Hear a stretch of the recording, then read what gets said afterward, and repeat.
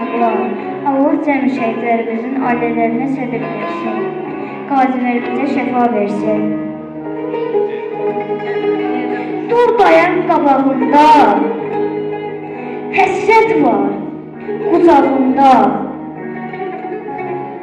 Dərd dolu otağında, indi yeri boş qalıb.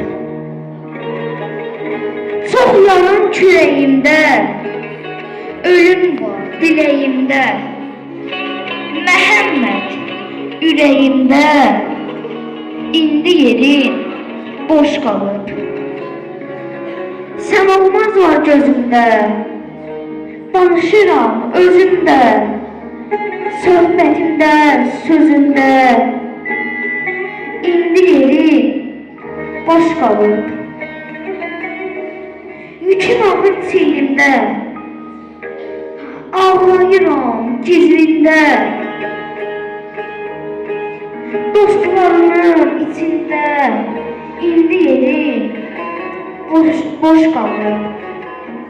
Ağrılarım canımda, sən varsan hər anımda. Canım oğlum yanımda, indi yerin boş qalıb. İndi yerin boş qalıb.